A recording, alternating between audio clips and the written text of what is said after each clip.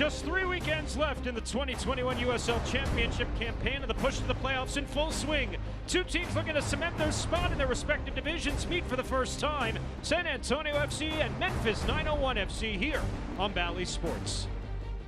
And a pleasant good evening, everyone. Hope you're enjoying your holiday weekend as we welcome you upstairs to the broadcast booth with the coach, Tim Hankinson, and the third member of our crew, Hayden Partain, down on the field. I'm Dan Weiss. Great to have you with us. Coach, San Antonio will finish with 4 out of their final 5 matches here at home. It's a good sign for a team that's won 46 times all-time here at Toyota Field. But you know what? Hasn't mattered as of late where San Antonio has played, home or on the road. They've been a solid squad. San Antonio loves the road right now. They're winning. They have found ways to win.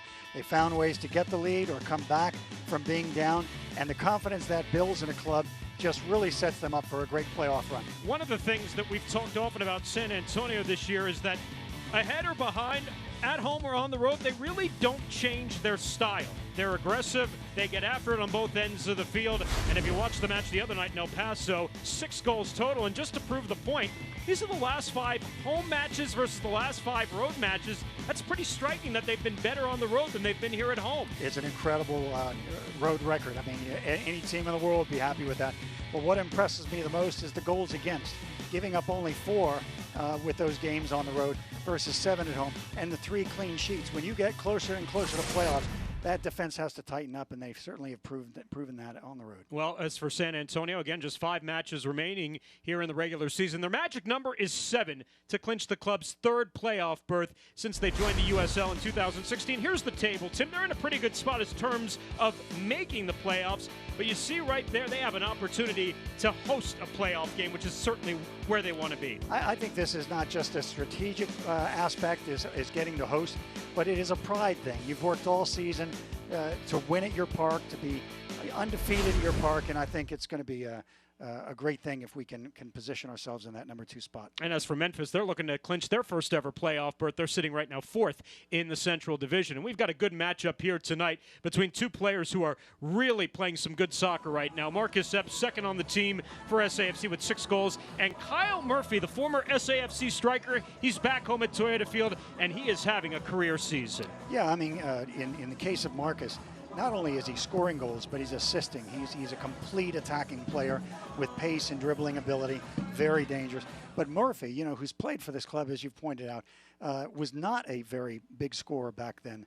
And he has just come alive. His development over the last 2 years, to have 17 goals and to be in the gold boot race at this point is phenomenal. He attacks that box, he attacks the crosses, and reminds me of a Taylor Twellman with his aggressiveness. It should be a fun one tonight. First ever meeting between San Antonio and Memphis, and it's coming up here as Jose Gallegos, along with the rest of the crew, looking to get after it here tonight at home to pick up 3 points. We'll have starting 11s and kick when we return on Bally Sports.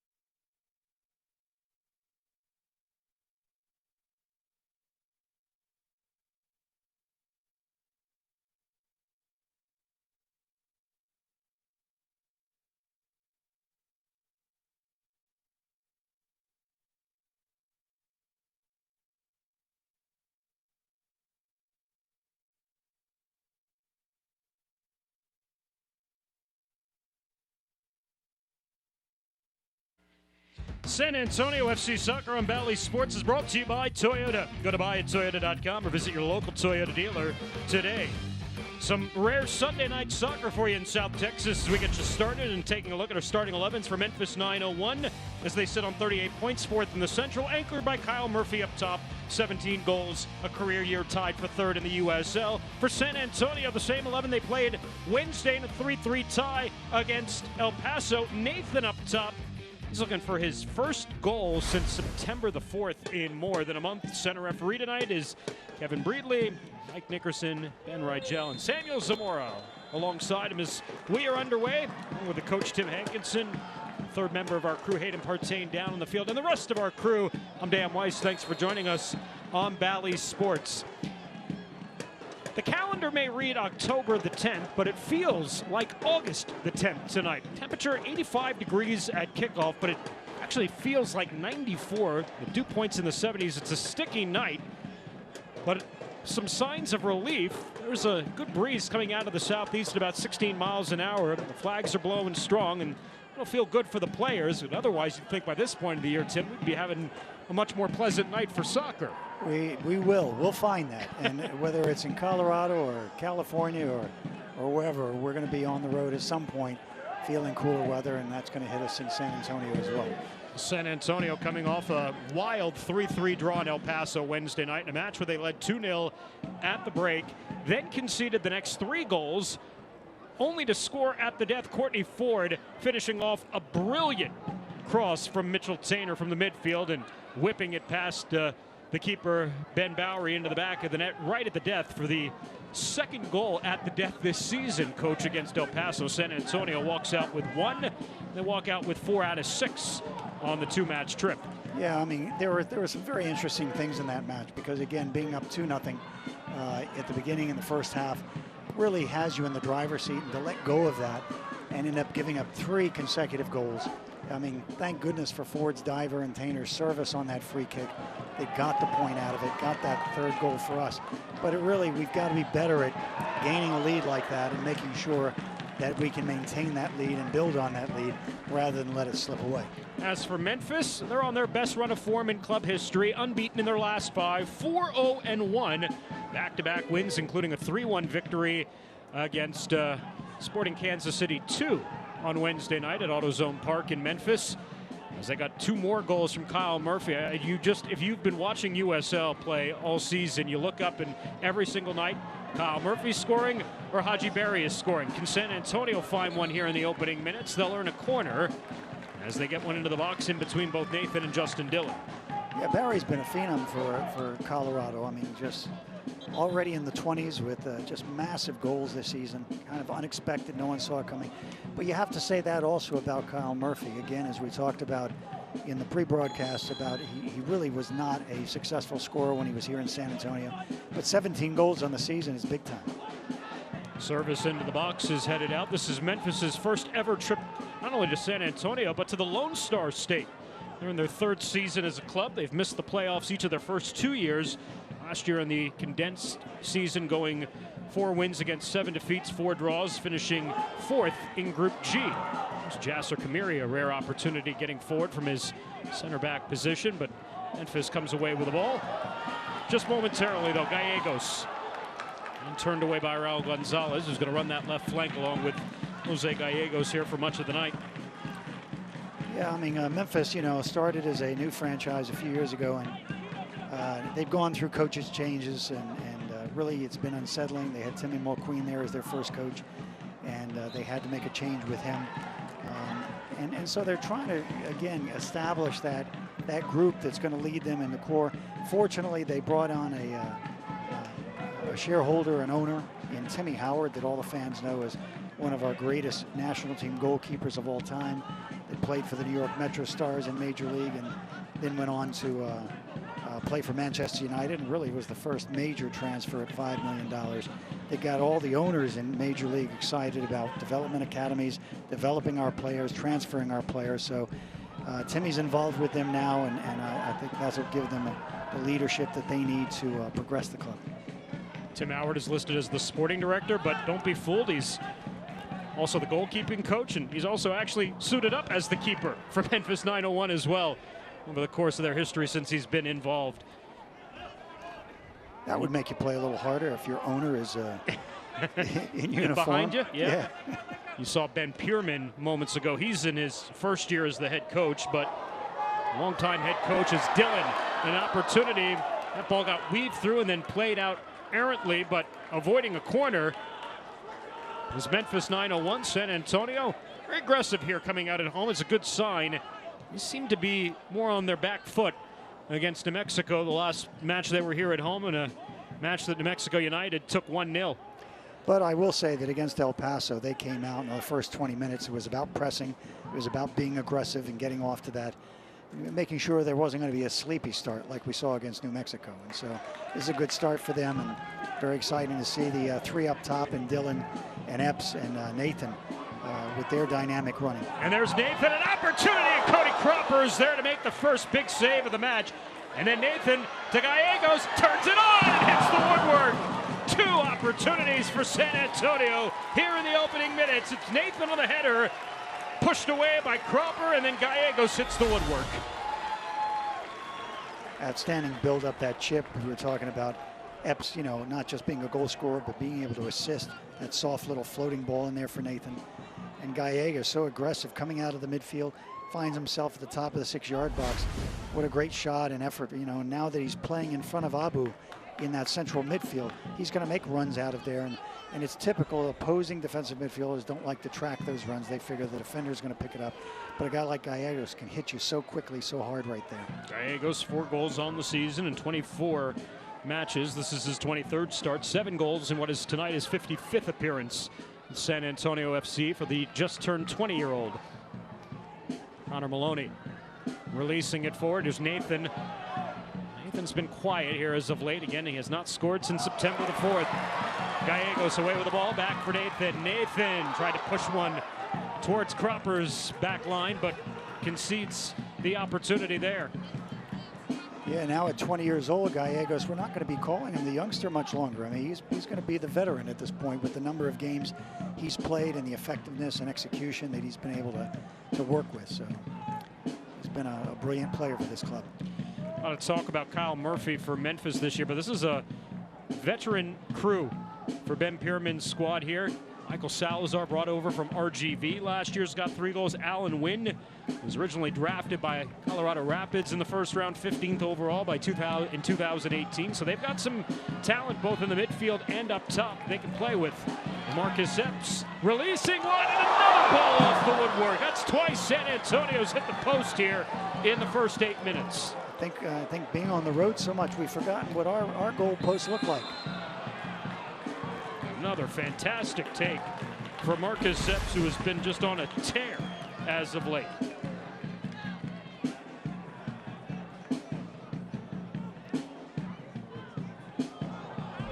Six goals for Epps. And tonight, his 100th career USL match. So congratulations to the 26-year-old from Jackson, Mississippi, who's having a fine campaign with 6 goals and 27 appearances this season. Yeah, and preparing for this broadcast, watching, you know, numerous games that Memphis has played, really become a fan of Oduro in the center midfield. You know, he's out of the Manchester City youth system and drafted and played with Seattle. A great experience in there, and he's like a field general in that center midfield position. And Nathan turns one wide. San Antonio FC has been gifted a lot of space here in the attacking third of the field here in the first 10 minutes, Coach. And I often find when you get a matchup of 2 squads that have never seen each other, you sometimes get matches like this because, for the most part, you're only watching film. You don't know the tendencies on the pitch of what another team likes to do, having the familiarity of seeing them 3 or 4 times a year like you do the rest of your division. Yeah, no, I agree with that. The familiarity you have when you play RGV or El Paso. And that's why you can go into El Paso and go into these away games, because you're so familiar with them, it almost doesn't feel like you're playing on the road. So when you play against these squads you haven't faced, and certainly that'll be the case in the playoffs, then that's important to find the confidence early. Mark Segbers out wide as he works there in the middle of the field with Leston Paul, the veteran captain. Gallegos again in space, looking in Nathan's direction. Segbers to Oduro.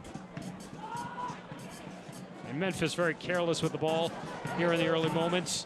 These are two squads that both rank in the bottom of USL in terms of passing accuracy. Neither traditionally have been very good with the ball at their feet this season. San Antonio is a better possession team, but here's Memphis getting forward with Alan Wynn for the first time tonight.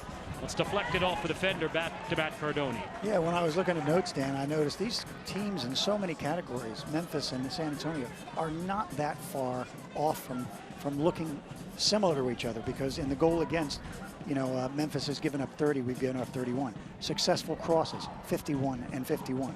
In the passes, both teams have over 8,000, but only 119 different. And shots on target, 126 to 124. That's a lot of statistical areas that we basically are the same. Probably the biggest difference is just the goal score, is we've done a better job in finding the back of the net, and that's made a difference in them trying to fight into the top 4 playoff spot, and us trying to complete that second spot, home playoff spot. They look in Murphy's direction, was Roland Lama. It'll be a corner.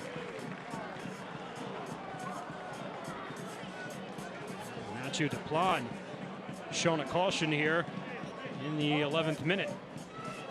Well away from the play, and not sure exactly what prompted Kevin Breedley to serve Mathieu Duplan his 6th caution of the season.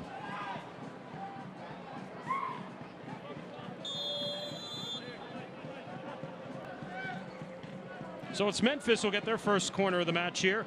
One other area where Memphis is similar to San Antonio, they're a good road squad. They've won 5 times in their 14 road matches this year, as Wynn tries to turn one on and blocked out of the area to Mohamed Abu. San Antonio has won 7 times on the road this season, second most, only to their 10 wins they had on the road back in 2017.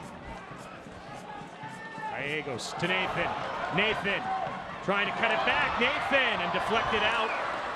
And a good recovery for Memphis getting back, and another corner conceded to San Antonio. Nathan, a brilliant cutback move on that. Set the defender up, running at him, but then cuts it behind the other foot and is able to get the inside position. There it is.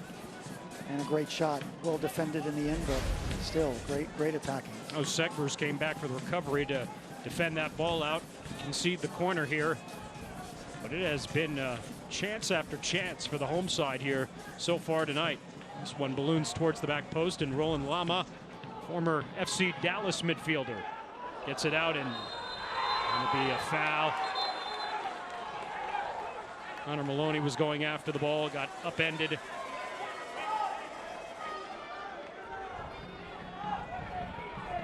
And a caution here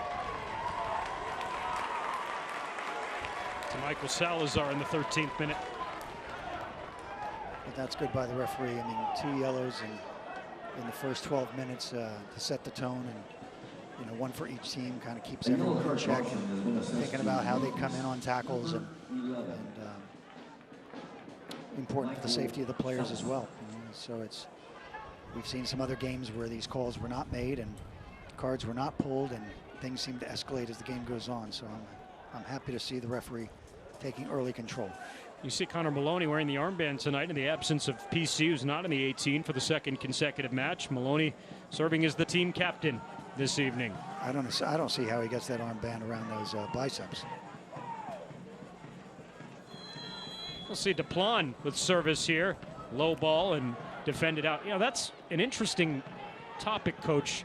Not Maloney's biceps, but I was going to say, in the absence of PC and Cam Lindley, who's on the bench tonight, not starting in this match, came on the bench in El Paso, as this is volleyed over the goal. Duplan volleys back, and the clearance made here by Memphis. Alan Wynn unable to run it down. But with no PC, no Cam Lindley out there, you got to find some players who could take set pieces, because Lindley and PC have been doing much of that for the duration of the season.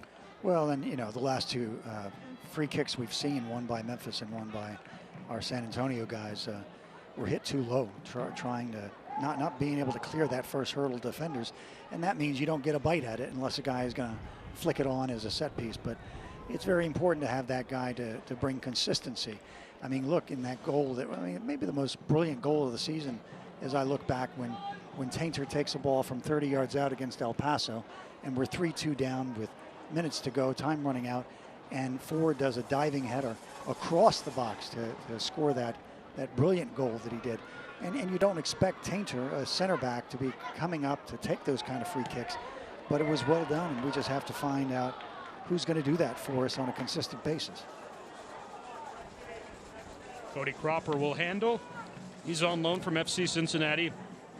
His 10th consecutive start. He's gone 5-2-2 since joining Memphis 901. Just 7 goals allowed in his 9 appearances with 4 clean sheets. Time veteran in Major League Soccer. 37 appearances in MLS. 64 for his career. A hard foul from Courtney Ford. And set piece opportunity for Memphis 901. Yeah, it's been an interesting start to the game because both teams playing Wednesday, and so they're going to come in with some fatigue. And you look at Memphis, their approach seems to almost be like New Mexico plays away, meaning sit in, you know, keep your fuel going, don't burn your tanks too early, and just keep yourself in a position. But that means they're going to take more of the attacks coming at them, more of the pressure. Whereas San Antonio, excited to be at home. Let's go high pressure. Let's try and get the early goals. And so it's just a little bit of an uneven match right now, but it'll balance out. There's Gonzalez over the ball in the set piece. Played instead to Lama, edge of the box. Lama works it in. And then able to handle it on his attempt trying to drive was Kyle Logue, center back, getting forward. Now Segber's back on the ball here, fending off Gallegos. Mark Segbers is the 9th overall pick by New England Revolution back in 2018. It's his 2nd year in Memphis. He anchors that right side of the defense. Listed tonight as a midfielder, but you can usually find him on that back end. Ball off Connor Maloney. And Alan Wynn will take the throw here for 901. Yeah, he did a good job on that to kind of bait Gallegos in and flick the ball behind him and recollect it. That takes a lot of confidence, skill, and composure to do that. Memphis sitting 4th in the table right now, 38 points, as they're trying to clinch their first ever playoff spot after missing the playoffs in each of their first 2 years in USL Championship. And the Central Division right now, you're battling with FC Tulsa, who is next up on the schedule for San Antonio FC, a former Western Conference rival that has now moved to the Eastern Conference this year. And remember, Tulsa finished as the number 2 team in the group last season with San Antonio in the condensed USL schedule, with a lot of the same players as Maloney. Sends that one through, and Cody Cropper parries it away. Maloney did a good job putting that on the face of the goal. And the keeper was just able to parry it away out of danger, but dangerous ball whipping in. Courtney Ford with service in. Was defended out. San Antonio thought they had an argument for a handball. Not called, and now the ball defeated Kyle Murphy. Good target play. Very good control. 17 goals for Murphy. He had just 1 goal in 16 appearances with San Antonio back in the 2018 campaign. A lot of his appearances came off the bench on that 2018 squad. Now Murphy is forward in space and defended out by Jasser Kamiri. Yeah, he's missing maybe their best playmaker tonight. Dakers? Kadeem Dakers. Yeah, you know, Dakers leads them in assists and 44 chances created, but 134 crosses. And if you're that type of a box player like Murphy, you've been depending on those kind of services coming in to get your goals. And to not have him available tonight, you know, he'll have to find ways, just like we saw that little channel pass and getting that shot off, different ways to get his shots off tonight than probably what he's typical of looking for. Another excellent run by Nathan leads to yet another scoring opportunity. Nathan must have heard us talking about he hasn't scored since September the 4th. He's playing like a guy who's got eyes for the back of the net here this evening. Yeah, final positioning for playoffs. Everyone wants to be in that lineup and selected. So how you play in these final few games can make a big difference in the coach's mind. Who's sharp, who's ready, who's hungry, who's ambitious, and who's going to execute. That's what it all comes down to in the end. is finding the back of the net if you're a striker. Saw that note. 7-0, the shots in favor of San Antonio. And speaking of personnel, Sam Gleadle on the bench tonight for the first time since August 29th when he got hurt in that match. Hurt his hamstring against El Paso in the second half. He's missed 9 matches going back to September the 1st as Justin Dillon is in an offside position with a flag up. But Gleadle has not played since the end of August. He is on the bench tonight.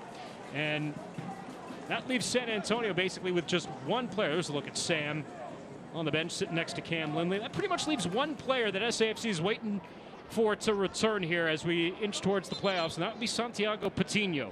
Yeah, both of these players, Sam and Patino, just like if you had been watching the games where PC, after the injury, was brought back bit by bit, wasn't rushed back. You know, it was 45 minutes, finally more time to build those legs back up so that you don't get re-injured. And I think with Patino and Sam, they have to look at these last 5 games and say, these are the games, if we're going to have these guys available and ready and effective for playoff minutes, then they've got to start getting a piece of some of these games to build themselves back up to match form. Ideally, Gleadle would slide into a spot opposite Connor Maloney, the way San Antonio likes to play their formation. He's been out of the lineup so long, Coach. It'll be interesting to see how Alan Marcina uses him. Does he, utilize him in sequences where it's 45 minutes and trying to keep some of his other wide players fresh here as we get closer to the end of the season? Yeah, I mean, it could very well be that he's not ready for 45, and therefore he has to save him for the second half to maybe wait for the last 25 to get him, and then maybe if he goes through that successfully, then start to look at the next game and maybe start playing 45, get him out, and keep building up those playing minutes. But if you don't start doing that soon, then these guys are not going to be available. Murphy, and it's in for Memphis. Kyle Murphy, normally the goal scorer, but here he's the playmaker to Michael Salazar, who puts it in the 22nd minute, and 9:01 is on the board on the road, leading it 1-0 at Toyota Field. Just a brilliant run by Murphy, and the run through the box, not picked up by our players, and it's really disappointing to not be tracking there. Maloney, was off his shoulder, the wrong shoulder. You got to be goal side, you got to be ball side, and this is the same type of thing we saw against El Paso in the first goal, where a ball was crossed over, was headed back in. Their strikers there. Lindley didn't track through. And obviously Lindley's not on the park right now, but in that particular case, it was Maloney not tracking those players in. So those are the kind of details we've got to clean up in order to keep opportunities like that out and away. Salazar, familiar with Toyota Field, having played at RGV last year. That's his 4th goal of the season and his 16th goal in USL play for the 28-year-old former first-round pick by Montreal Impact in 2016. Kyle Murphy, just his 2nd assist of the season. Old baseball joke used to tell for either hockey or soccer. You take a look at a guy's numbers. Well, Kyle Murphy, he's got 17 goals, 2 assists. He'll be in a good position to win the Cy Young there. Those numbers. Well, and also, as we talked about, their top assist guy is not in the game. So I'm sure the coaches, before this game and as they looked at this week building up to this match, are talking to those players saying, hey, other guys are going to have to step up and serve and create opportunities. And Murphy hit a perfect ball through the box, but shame on us for not tracking the striker in. I mean, that was only their 2nd shot of the game so far, and we find ourselves 1-0 down compared to all of them. I mean, we've hit the post 3 times and have to get better execution, better execution on the shots and balls in the back of the net. But to your point, Memphis kind of, understood that they were going to weather a storm here early on from San Antonio, and they certainly did that, and just kind of waited for their opportunity to develop, and develop it did. Well, and that's the way a lot of teams play on the road, and like I said, particularly because they played Wednesday, you don't want to spill your tanks of fuel early, and so start the game with a patient posture. But they had to absorb a lot. I mean, they're very lucky that we don't have 2 or 3 goals ourselves at this point at the beginning of the match. Marcus Epps has 3 collapse on him. Switches the play over to Courtney Ford, and here's Duplan getting a little more comfortable getting forward on that right side lately.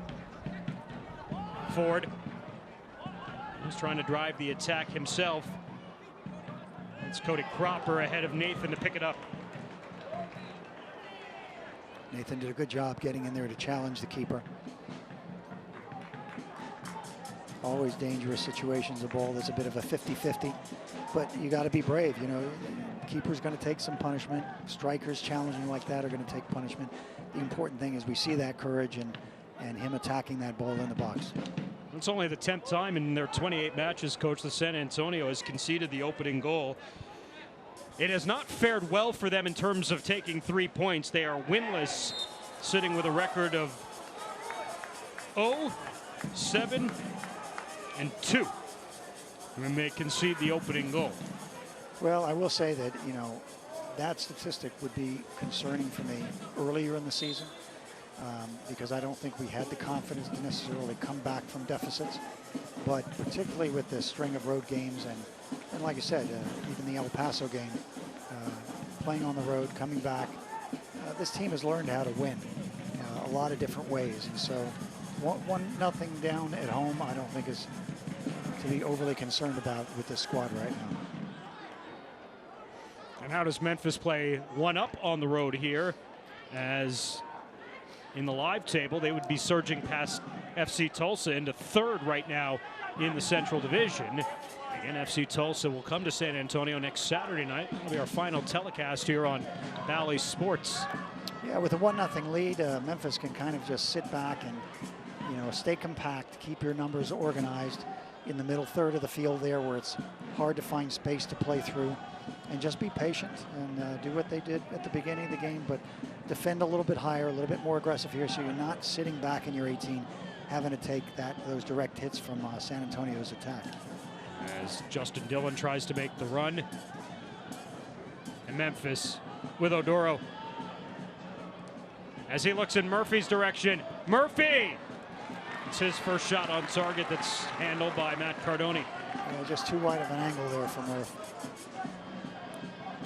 As a striker, you never always get a clear look at the goal. You have to kind of understand the lines of the 18 and the 6-yard box to get a feel for where you are in relationship to the goal mouth for shot placement, but I think his judgment on that was a little bit off. Lama, that's all for Vabu. That'll be a corner awarded to Memphis here in the 27th minute. 901's a club that, for the fact that they don't often score a lot, although they now have 7 in their last 3 matches. To your point earlier, they do defend well. Top 5 team in terms of goals conceded in just 30 this season, and 8 clean sheets. That's tied for 6th among the 31 USL Championship squads. Well, and you know, they're built so much differently than us because they have one particular scorer in Murphy, you know, who's number 3 in the league in goal scored with 17, and we have 3 or 4 guys with 4 or 5. You know, Nathan with 8. And so we spread our scoring around, but you can sometimes make it more dangerous because you don't know, the opponent doesn't really know who to lock down. Whereas with Murphy, you know, he's the guy, you know, for guys like Kamuri and Tainter and Ford, they know they've got to have a body on him. And if they don't, then we've really misunderstood the role of defending tonight. Misplay there from Nathan. Jose Gallegos was a little frustrated before after Cardoni came up with that ball out of the set piece opportunity. He was off to the races and he wanted Matt to release that one to him in a hurry. And whether Matt didn't see him or thought of something better, Jose was a little upset that he didn't get the ball at his feet in that opportunity. Yeah, counterattacks are always, you know, strikers are licking their chops looking for those kind of opportunities, but sometimes a keeper doesn't do that either because, like you said, he doesn't see it or he doesn't feel like you're in the clear enough. But also sometimes to give his team a chance to kind of collect themselves if he feels like we've been under pressure, we've been taking too much of this hit, we just gave up a goal, let's settle ourselves and you know, build our foundation, get our game going again. And that means hold on to the ball as a keeper and distribute and start to give your guys a chance to build up in a mature way. Connor Maloney does well to keep that one in play. Marcus Epps, little daylight here. Good run for Nathan. Nathan, as 2 converge on him. Nathan cuts it back there up to the top of the 18-yard box. Picked off and errantly played by Memphis, but they're fortunate that it comes outside of the box and taken by the goal scorer Salazar. And Murphy now turning, and a beautiful ball out wide here to Lama, the former FC Dallas midfielder, running on Courtney Ford. Roland Lama, he could score too, and he's brought down to the box, but Referee Kevin Broadley says play on. You see, now this is where a referee, for me, should have made a call, but it is not a penalty. It is more of an obstruction call. And I just feel like in that particular case, obstruction was more appropriate because he was preventing our player from getting to the ball, or their player from getting to the ball. So I think we're a little bit lucky on that. You could see some arm extension from Courtney Ford. A little tug at the jersey, but Kevin Broadley keeps San Antonio in the game, and Gallegos equalizes on the setup from Matthew the Pod. It's Jose Gallegos driving it home, and San Antonio has leveled it at 1. We talked about Gallegos playing in that attacking central midfield role so often we see him in a wide position. But ever since he's moved there in the last couple of games, he's making these penetrating runs off of the center forward, and they're not getting picked up by the midfield, and that sets him up to receive that pass and get a great strike. Well-placed shot. 5th of the season for Gallegos, and quite a turn of events, Coach, because potentially you could be looking at down 2 if that penalty is called on Lama's attack. Instead, Kevin Broadley lets it go, and San Antonio comes the length of the pitch and equalizes. Yeah, just a great effort by Gallegos. And like I said, I was complimenting Oduro for Memphis before, but that was a simple case of Gallegos running right past him to receive that inside the box, and Oduro was just standing there watching it happen. So very poor defending by Memphis on that tracking. These are situations, again, against El Paso. We saw our team making these mistakes. It looks much more efficient tonight and conscious of that. And it's just something we have to, these details, we have to do well and consistently if we're going to have a team that shuts teams out and prevents goals. 1-1 here after a half an hour in San Antonio.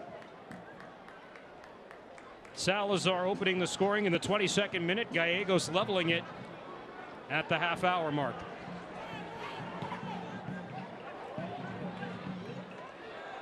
Very good target play. Wow. And it's Dillon. Dillon wins it wide, but defended out off a deflection, and it'll be a corner awarded for San Antonio. What a great target, bringing the ball down, Nathan, with his chest into feet, and then he, out of the corner of his eye, his peripheral vision, picks up Dillon's run. The little bit of heel pass reminds me of that one that he played to Gallegos some games ago that we didn't quite finish the job, but Nathan's giving us some creative looks up there. Abu. And San Antonio can't get that one through.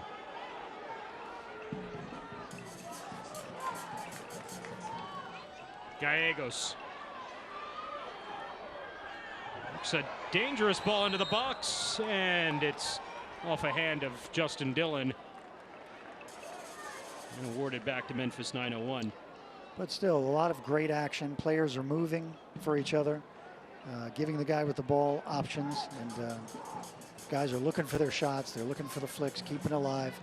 It's a very good attacking football.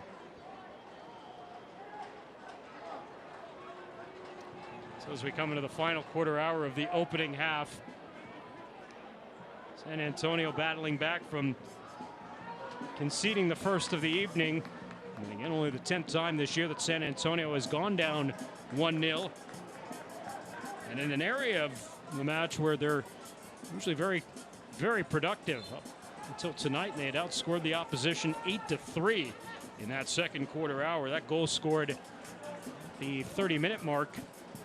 Will go to the books as their 9th goal in the second quarter hour. They're getting a little sloppy here with that pass. Maloney was completely open. I mean, we have to be more efficient than that.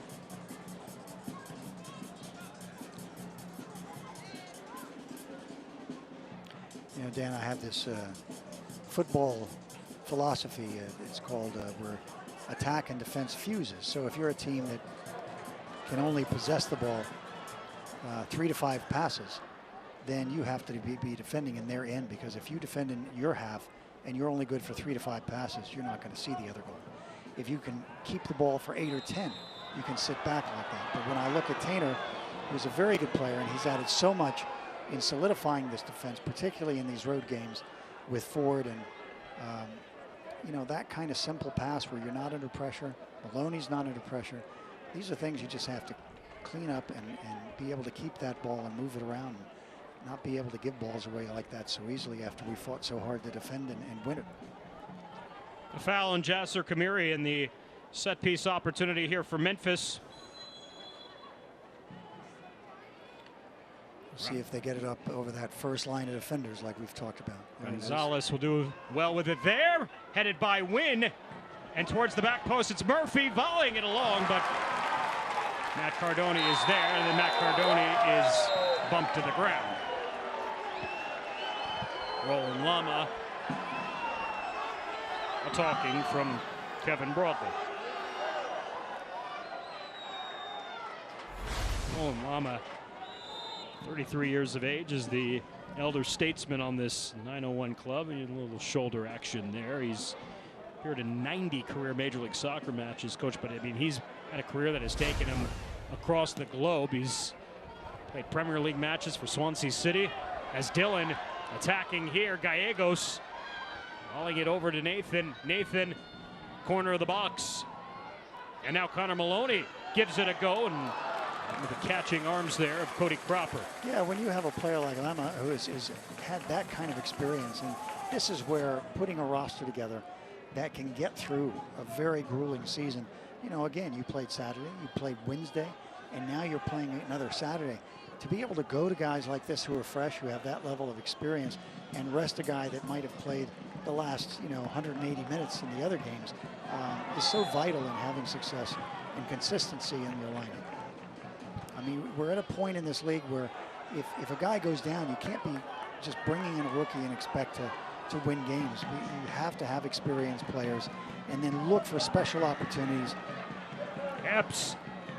Yeah, I couldn't find a black kit. Almost would rather have seen Marcus take a shot there. No, look for special opportunities to get the young guys in when you know that the scoreline is going to allow them to be successful if they make a mistake or don't play particularly well as they gain more experience. But you need these experienced players, one, to establish a great starting lineup, but also to have go-to guys that can get you through the rough parts of the year. And the ball awarded here to Memphis. A 1-1 match. San Antonio beginning the night third in the Mountain Division table with 44 points, one back of Colorado Springs. An underwhelming result for Colorado Springs this weekend on Friday night at Zions Bank Stadium in Harriman, Utah, as they finished 0-0 with Real Monarchs SLC, already eliminated from postseason contention. And then last night at Isotopes Park, an opportunity for New Mexico to make some hay, and they're forced to a level 1-1 draw with RGV. Yeah, that was a really big missed opportunity for them. I mean, RGV is out of the picture, but New Mexico is still just walking that fine playoff line that suddenly there are enough games left that a couple of good results and maybe a bad result for another team, they can find themselves in that fourth spot. One match tonight, we'll have Austin at home hosting OKC Energy FC. It's going concurrently with this one here tonight. We'll get you a scoreboard update coming up at the half. Well, in Austin, ever since they made the coaching change, they've been on a winning streak and playing successfully, building points. Haven't won every game, but they certainly are winning the majority of their games. So they're another team that suddenly 3 points changes the picture quite a bit. So we'll be watching that result. As Raul Gonzalez has been dealing with some cramps here in the first half, let's take a look at the 2021 USL Playoff Format. And what you'll notice immediately is that you do not play within your table, your division table, once we get to the postseason. San Antonio FC, as the number 3 team in the Mountain Division, right now would be on the road, but they would be in San Diego to take on San Diego Loyal, the number 2 team in the Pacific. So you see how the format works. Teams then get reseeded after the opening round with the higher point total team hosting moving forward. And here's a look at the table right now in the Mountain Division against San Antonio at 44, one back of Colorado Springs. The game in hand that they have is the one they're playing right here tonight. And San Antonio has already won the tiebreaker against Colorado Springs Switchbacks. And oh, by the way, those teams will meet on the final night of the regular season here at Toyota Field. Yeah, it's going to be an exciting finish. And I'll tell you, if we do end up going against San Diego, we like that weather. You might get a decent travel party headed out that way too. And the other thing, we talked about Timmy Howard tonight being a part of the ownership of this Memphis team, the former U.S. national player. But Landon Donovan is one of the shareholders of San Diego and is their head coach. So fans remember him being really a superstar for the United States in our World Cup ventures, and to see him on the sideline, as he develops his coaching career, is going to be a great matchup to be a part of. Taking nothing away from what Phoenix Rising has done in the Pacific Division this year, but it has been a wonderful campaign for San Diego Loyal. 14 wins, 10 defeats, 4 draws, 46 points, and they're going to cruise to the number 2 spot in that Pacific Division table. They will host either San Antonio or Colorado Springs most likely, and that's an important switch because you get the number 3 team, Orange County, who's kind of middling at 37 points in a 500 club all season, and you get him at home too. Well, and you have to give a lot of credit to Landon and his organization, because a year ago, in their inaugural year, they were a last or second to last place team. They did not have good results, and they've kept faith in what they're doing and been able to turn it into a great season, chasing Phoenix at the top. Chance for Gallegos goes awry as we inch closer to halftime. Level at 1 here at Toyota Field. Salazar opening the scoring for the visitors in the 22nd minute with his 4th goal of the season from Kyle Murphy. San Antonio counters 8 minutes later. Gallegos gets his 5th goal of the season and his 8th in a San Antonio FC kit, assisted by Mathieu Duplan, who gets his 2nd assist. And a good week for Duplan. He also scored a goal Wednesday night in El Paso. The crazy thing about this game, even though it's 1-1, we have a great match going on. It could easily be a 4-2 game right now. And both teams presenting their attacks. Memphis a little bit later in the first half, but right from the start, San Antonio was off to the mark and looking very sharp around the box. Epps, a little too much footwork there. Now defending Gonzalez. Did he play it off Epps? He did not. He'll concede the throw. Well, San Antonio would love nothing more than to get one before the halftime whistle and go to the locker room with the lead. Duplan unable to handle it, though, down in the corner. Yeah, it's always a little frustrating, even as a coach, when you go to the locker room at halftime and the score is even. It's like, what did we just do? I mean, it's like we're starting all over again here. At least if you're down a goal or up a goal, you can be talking about the tactics of the day, but this is kind of like, let's go back to the game plan. We started this and start it all over again. And you could argue for San Antonio, and for Memphis for that matter, there may not be a lot of changes that need to be made. San Antonio's been exceptionally aggressive here tonight. They haven't necessarily sat back as we've seen in perhaps some of their other matches here at home, whether it's been New Mexico or even Pittsburgh. Here's Alan Wynn getting forward, running on Courtney Ford. Wynn, and Duplan steps in front of him to dispossess Alan Wynn of the ball. Yeah, I think for me, one of the weak spots for both teams that a tactical adjustment at halftime could take advantage of. Let's see how Nathan does with this first. Great run for Nathan. Took that back post and headed away. But both teams are playing with 2 central midfielders, and Gallegos can't get it over to Justin Dillon. We have Abu and we have Gallegos. Gallegos is an average defender, great attacker. But so many of the games you see, the opposing team has a triangle in there, a 3rd midfielder in the center.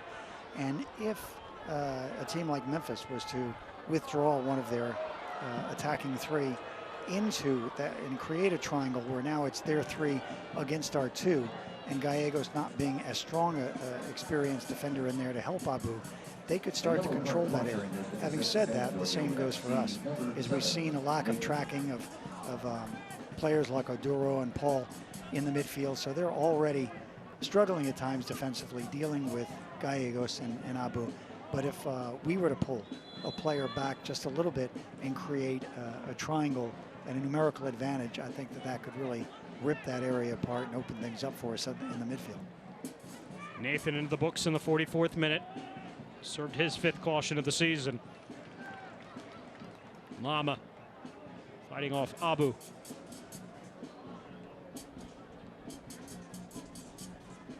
Weston Paul. Segbers.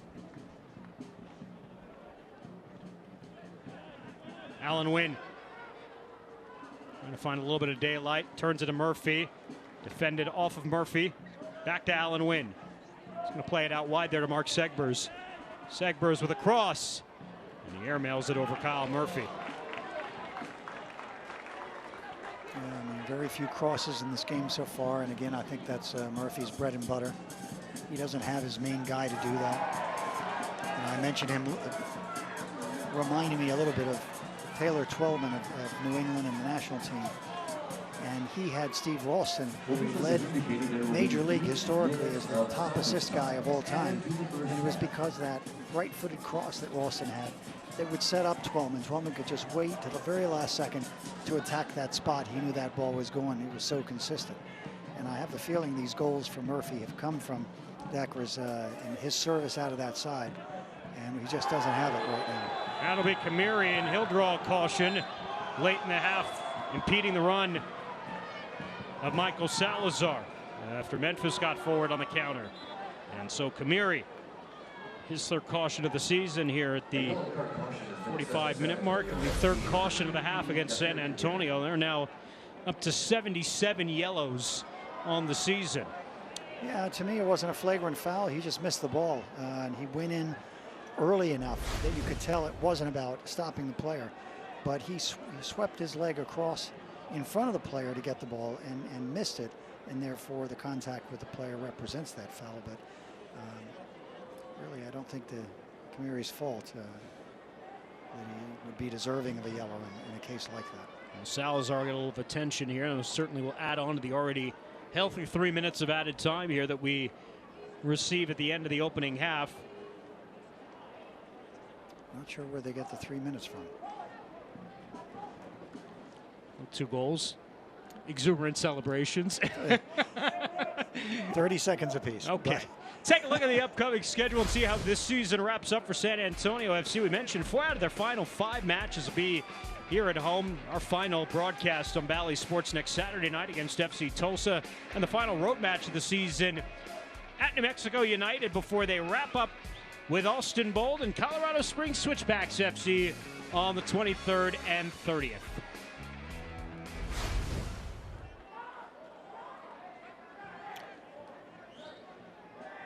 So Colorado Springs 1 point ahead of San Antonio FC, even in the live table right now with this 1-1 result as we head towards halftime. Memphis trying to undeadlock things before going to the locker room. It's a dangerous spot as long as they're not going to try and drive the ball like a shot. If they just clip it in just outside the 6-yard block and crash that becomes a dangerous opportunity. And hopefully Cardone comes out for a ball like that. Low, what a take! Wow. The center back there, and he forces Cardone to make an outstanding stop. Great shot. Didn't see it coming. Low couldn't get off the bench in El Paso to start the season, had an injury in training, ended up getting loaned out to Memphis 901, and he's played 17 matches since coming over, has started 16 of them, with a native of Derry, Ireland.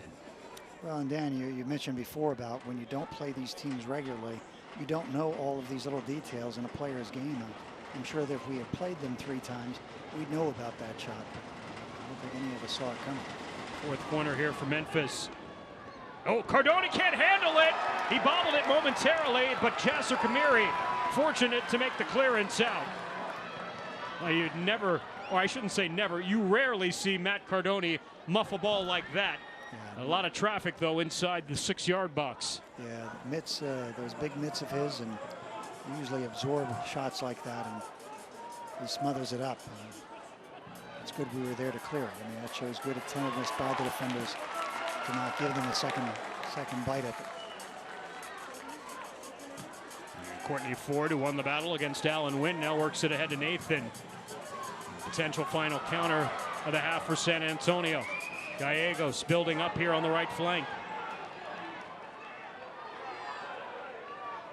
Gallegos whips a ball in, and there's Logue doing what he does best on the defensive side of the ball as This one comes away from Gallegos, and they gotten away with an elbow low.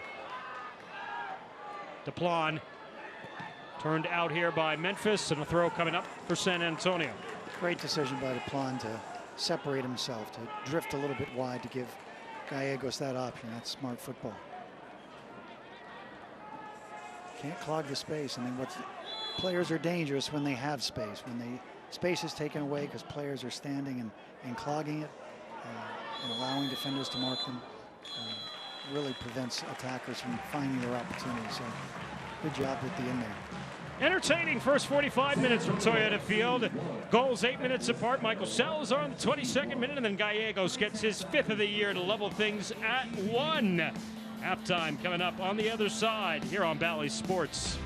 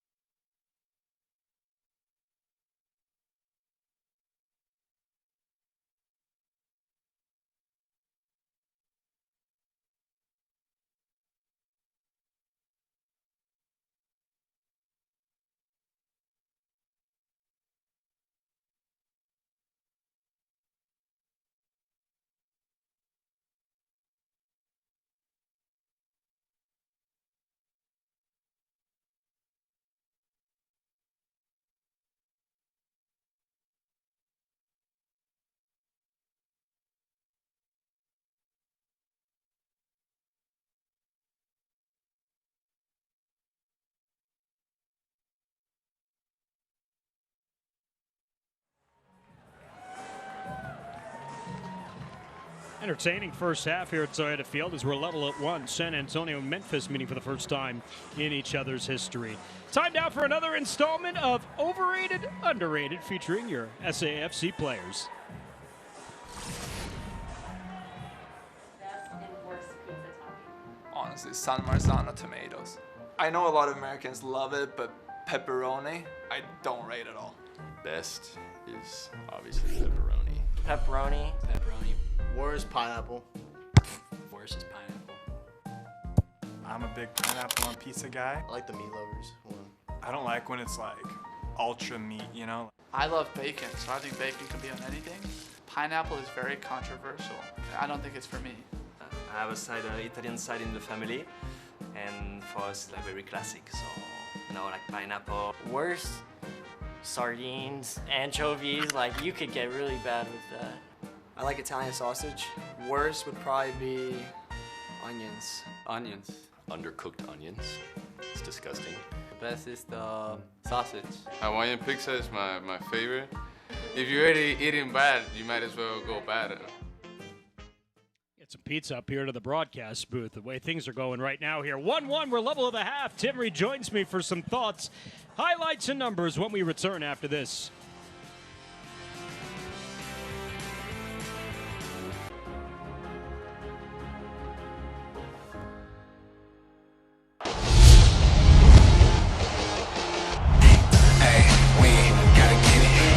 Around it comes Fox. Solignat, the back heel in! What a goal! Luna is shot into the back goal. Kiramoto has won it for OKC Energy FC. Oh, that is a brilliant goal from the substitute. Today, as you step onto the field, you step into your purpose. You step strong. You step hard. Con toda la fuerza de mujer. You step up. We have been helping thousands of small businesses, not only here in San Antonio, but across our footprint.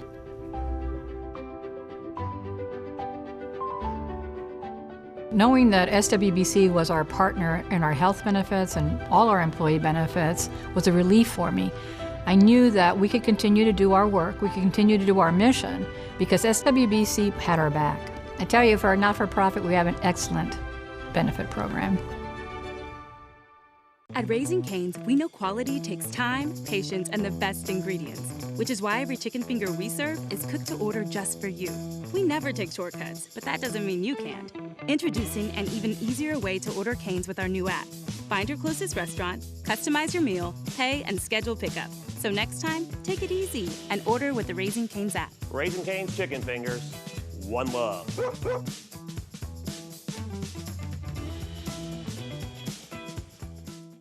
Hey, Spurs fans! At Conzone Plus, we want to hook you up with the best NBA experience you can possibly get.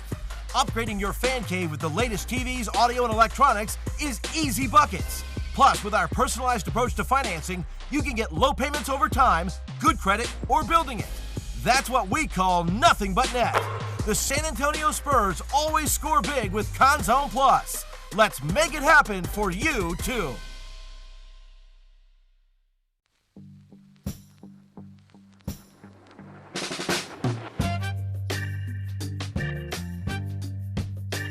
If sweat is your body's natural way of cooling itself down, then condensation is a beer's natural way of saying, drink me.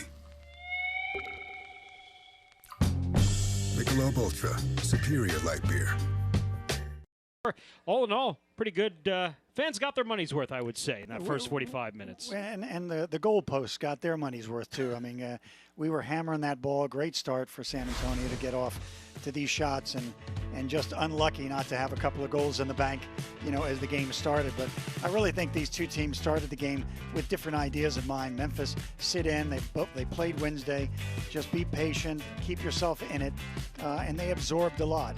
But San Antonio came out saying, no, let's go after it right from the start like we did in El Paso, get the lead, and it didn't quite work out that way, but it's been very competitive for both teams. Well, there's Gallegos getting his 5th of the season from Mathieu Duplan at the 30th minute. That leveled the match after Salazar, you saw, scored earlier in the 22nd minute for his 4th goal of the season, but the 20-year-old Gallegos comes back to equalize things, and look at the numbers. San Antonio had the first 7 shots on target. Memphis comes back to battle a little bit, and San Antonio has really driven the play tonight at home, and that's a good sign, even though we sit here level at 1 apiece. Yeah, I mean, and 1 apiece, what do you do with it? You know, it's like starting all over again in that locker room. Reestablish your game plan, especially San Antonio, because coming out of the locker room like they did at the start of the game, if they can do that in the second half, in those first few 15 minutes, you know, and try and get that goal, that would be a great way to get this game going. So San Antonio playing the same 11 that they played on Wednesday night in El Paso, at least to start, and we had some substitutions with Axel Schuberg and Cam Lindley and Shannon Hopi out, Chris Lemo. They all came in the second half. Memphis has got some players sitting on the bench right now. They're 2 wide playmakers in Kadeem Dakers and Laurent Cassidio. Both very good in terms of attacking play, driving play. Sets up an interesting second half, I think, for both coaches to see how they play things. Well, you know, you have to focus on Murphy for Memphis. And you have to say, how have we been getting the ball to Murphy that has now totaled 17 goals, 3rd in the league in the goal boot race. And I don't think he's received the the kind of service that he's used to, because Dakris is not in the game. Dakris has over 134 crosses. And if you're a banging striker like he is, like Murphy is, you know, you're missing those tonight. And can they recreate that with other players that give him his chance at the back of the net? Maybe it's an opportunity for Sam Gleadle to see the pitch for the first time since late August, too, after missing 9 games with a lower body injury. We'll take a break. More on our halftime coming up here from Toyota Field after this. Level at 1 on Bally Sports.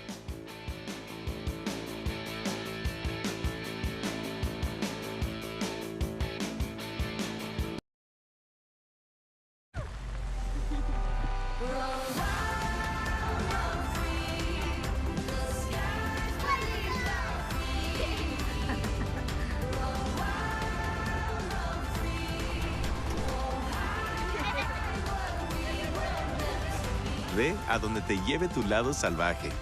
Obtén 500 en efectivo o arrendatarios calificados arriendan una nueva Highlander L 2021 por $289 al mes. Toyota, vayamos juntos.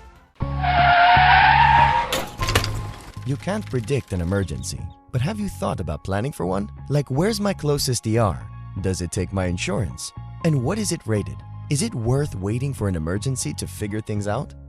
At Methodist Healthcare, we've got you covered with 12 highly rated hospital-based and neighborhood ERs near you and 5 more opening in the next few months. Rest assured, your safety is our top priority. At Methodist Healthcare, your family.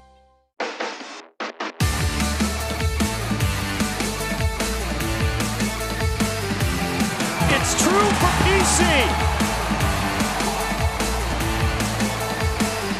Great save by Matt Cardoni. Gallegos to the back post. San Antonio FC back once again with a win.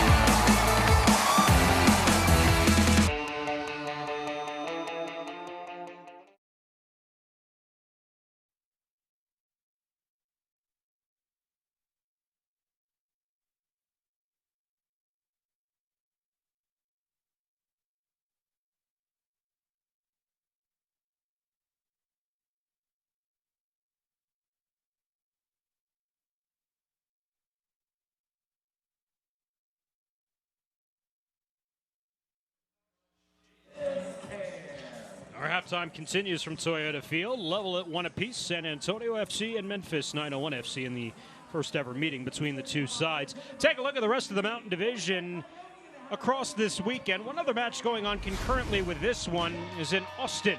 And you can see there at the half-hour mark, 0-0, Austin Bold FC and OKC Energy FC. Other finals from this weekend, Colorado Springs Switchbacks goes to Zions Bank Stadium and suffers a 0-0 result. I say suffers because Real Monarchs out of the playoff picture. Colorado Springs squanders an opportunity. New Mexico squandered an opportunity at home as they finished level with RGB last night, 1-1. And El Paso comes away with yet another win, 2-1. On the road this time as they knock off Tulsa. Tulsa will be here next Saturday night to take on San Antonio FC. And look at the mountain table right now. On this final day of week 25, San Antonio sitting firmly above the playoff line, third, 44 points. El Paso Locomotive can clinch the Mountain Division next weekend. They've already clinched the Copa Tejas battle this season, and a great battle between New Mexico, Austin, and RGB for that final playoff spot. Second half coming up on the other side. Tim rejoins me next for the next 45 here on Bally Sports.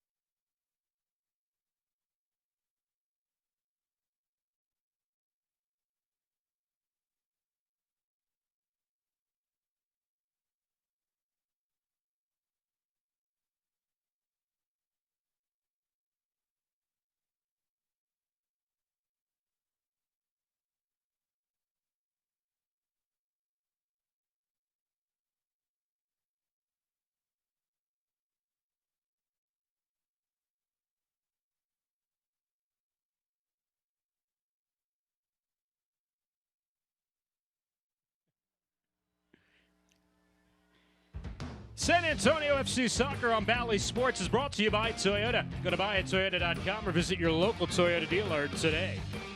We get ready for the second half.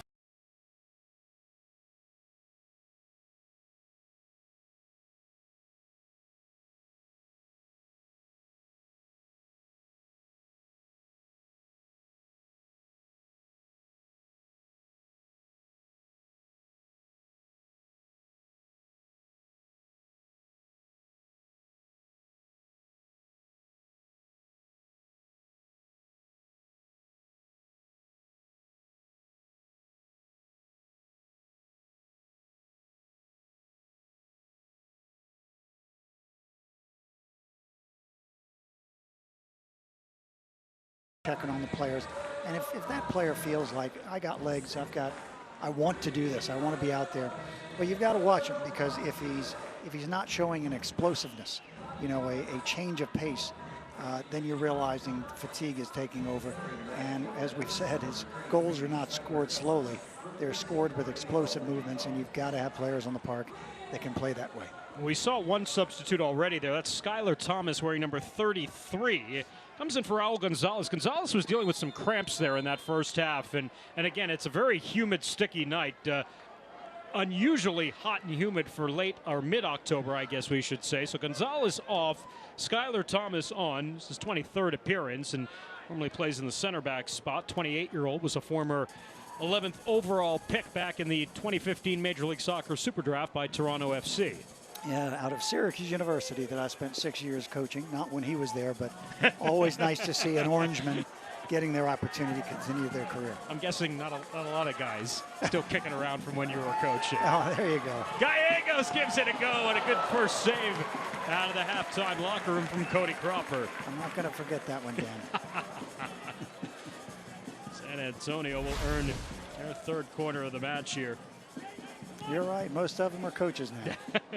We'll see one next week. Vukovic, who's the assistant coach for Tulsa, and he played for me in Indy 11, and a lot of guys out there. Always fun to see them progress their careers and stay with the sport. So here's DePlon again on this corner, and again, he's been kind of the anchor of the set pieces tonight. That's a good ball to the back post. Cropper gets up and comes up with a good save there. Sneaking in out of nowhere there on that backside was Jasser Kamiri. I don't think Cropper ever saw him coming. And being able to not ball watch and track your man and stay with him as the play changes, and once you have that initial contact with the ball, an attempted clearance, then all of a sudden players lose their marks, and you've got to concentrate. You cannot switch off at that point. You've got to stay with your man and stay tight until the danger is completely cleared and out of the box. And this is something of a detail that our team has got to get better and better at as we go down the stretch here, because in El Paso, we had some of those mistakes and not tracking players, losing our marks, and not tracking through the box. And if we continue that, then we really are letting results kind of, you know, dictate the day.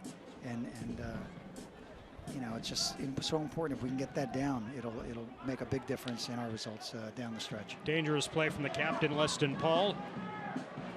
San Antonio resetting here. Connor Maloney.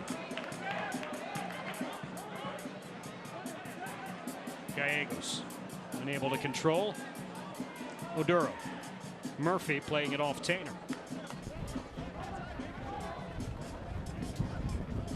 Kyle Murphy, native of Red Hook, New York. Last year he played in Tampa Bay. It was 2 years ago, I think, after he left San Antonio, went to Loudoun and scored 13 times. And I think that's kind of what got everybody's attention. You go from a 1-goal season to a 13-goal season.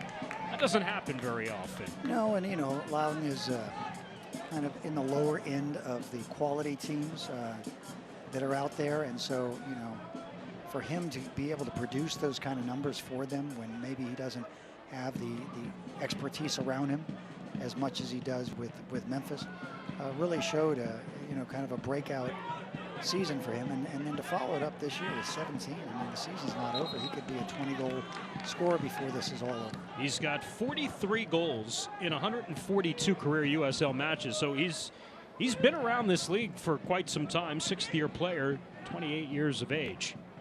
Well, that's a little bit of doing quick math. That's like every third game he's picking up a goal. that's a great average. You'd love to see every other game, but that's rare when you find that. I've had a couple of players in my career that had that kind of an average, but 1 out of every 3 games, you're doing good. You're a goal scorer. The question is, and I know development is always kind of, whether it's looking ahead or looking behind, is he past the point, though, of his development where Major League Soccer has maybe kind of passed him by right now?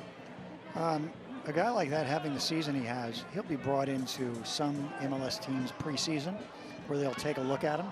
Not ready to sign him yet, but they'll want to see him, have that kind of success in like an 8-week preseason with lots of games against major league teams and international games as they prepare, and then make that decision. If he can find success in a summer or a spring like that, a preseason like that, he's got a chance to win a contract. But we had a player named Pablo Campos that played with Real Salt Lake's MLS team and could never get goals.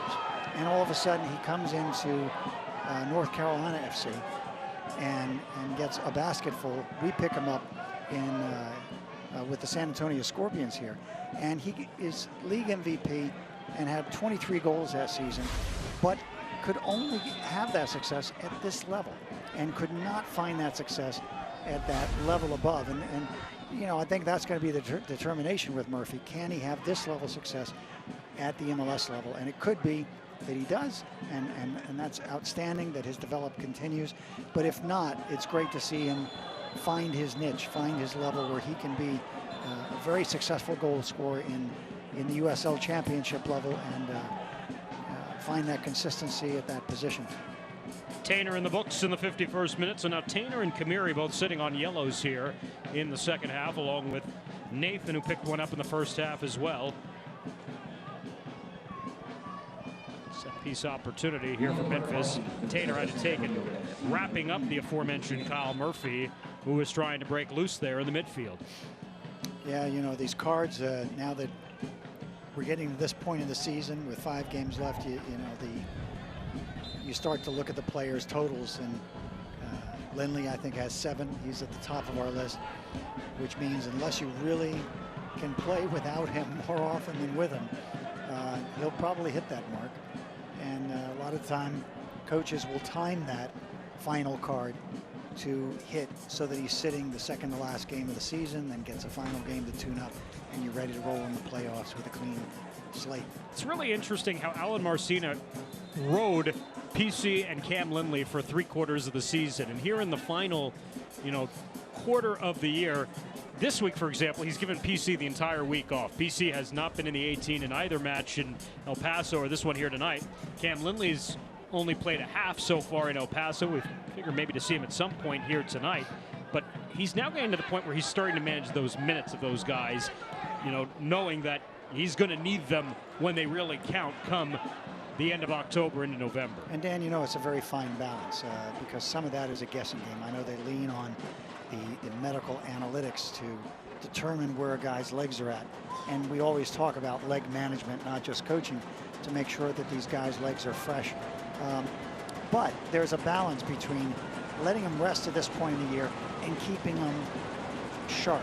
And you can rest a guy a couple of games or a week, and he comes back, and it takes him a game to kind of get his rhythm back and things flowing again. So it's a very fine science of guessing and hoping that you pick it right. Well, I think, the argument could be made, and, as San Antonio running back on the ball here, Tainer is going to let it ride out. The argument maybe could be made, we did that final game before the playoffs last year in Austin when Allen chose an opportunity to rest some guys, and he might be looking back and saying, well, I'm not going to wait until the final week of the season to give these guys some rest. I'm going to do it, 3 weeks ahead of time so that they can be sharp going into that final match of the season, so that they have the legs and are sharp and are not trying to find the legs going into the opening week of the postseason. Well, I think that's exactly it. These next couple of games, you can they're non-conference games, giving them their rest now, getting them freshened up, and then using the last 3 games, you can still manage their minutes. It doesn't mean they have to go 90. Maybe one of those, they go the distance to make sure they've got, their lungs right, and but you can manage their minutes and give them, 60 this game, 70 that game, and keep them fresh. I will say also that if you look at PC. Perhaps great ball. Dillon deflected into the back of the net. San Antonio FC off what appears to be an own goal grabs the lead in the second half. Incredible development. Freezing those defenders on the outside and getting that ball cut back. Just a great setup.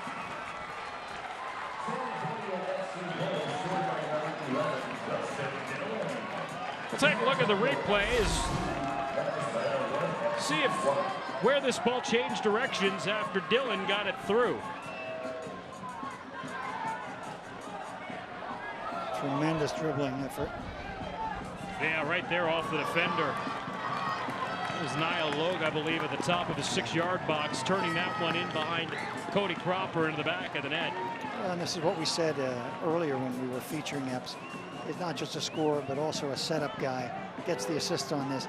But look at the dribbling. They have to send 2 players out to him, and he still gets by them, drawing more defenders, which opens up that channel to play to Dillon's feet. And what I liked about Dillon's shot is he didn't try to overstrike it, which often will get away from the end and clear the crossbar, but he made sure that he had just enough behind it to put it on frame and got that deflection. Great goal to put us ahead. So even though they announced Dillon as the goal scorer, I believe that will go into the books as an own goal off of Niall Logue. And past Cody Cropper and in. Give San Antonio FC the 2-1 lead, and that's really the only numbers that matter here at this point. Well, and this is a fragile time because for San Antonio, you know, at the 55th minute, there is a lot of game left. You cannot sit back and think that 2-1 is going to hold up. You have got to stay aggressive and be fighting for that 3rd goal. And at this point in the season, why not? You know, you want to stretch your attack into you know, dangerous positions. That ball was intended for Murphy, and well, not surprisingly, after that goal, the 2 wide players who we figured would make an appearance in the second half are up off the Memphis bench and getting ready to come on here, and Kadeem Dakers and Laurent Cassiadou. There they are, respectively, number 10 and number 30. And look for them to start coming in and start serving the ball for Kyle Murphy. It's going to be a whole different ball game with them attacking the flanks, and like you said, that's exactly what Murphy has missed in these first 56 minutes. So Alan Wynn will come off here momentarily for Dakers. And Cassiadou, we'll see who he comes on for. Match for Memphis, number 10, Kadeem Dakers, replacing number 7. And Cassiadou will come on for Roland Lama. Number 30, Laurent Cassiadou, he's an Ivory Coast player, very athletic. Can play in a number of roles, but is definitely an attacking-oriented character. He's also the reigning USL Player of the Week, too, Coach, after his 2-goal performance last Saturday night in a 3-0 win over FC Tulsa. Yeah, that was a great performance for him, well-deserved. Foul here on Justin Dillon, and again, we mentioned to you earlier after SAFC conceded the opening goal in the 22nd minute, now in a position really where they haven't been before, a chance to win a match having conceded the opening goal, something they haven't done in the first 9 times that they've done that this year.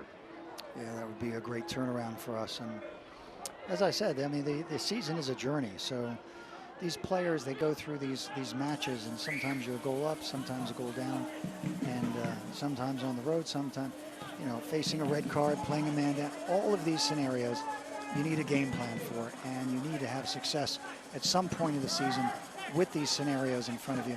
So when it pops up in the most important games, which is playoff time, that you can not panic and not get frantic, but everyone gets reminded, hey, we can do this. We've done it before. Let's get after it. First touch there for Cassiadou, and now the first touch for Kadeem Dakers as they'll play it out wide. Segbers.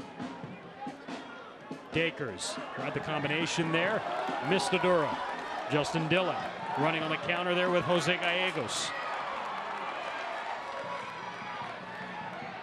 Gallegos as he runs there on Skylar Thomas. A cutback move inside the box, cuts him back again, and rolls it across the 18-yard box, but there wasn't a black kit on the other end. Great cutbacks, freezing that defender twice. Just couldn't find the open man, and that's, again, where I hope Gallegos continues to develop. If he can make those moves create panic in defense, and find the open man sitting in the box, which he had.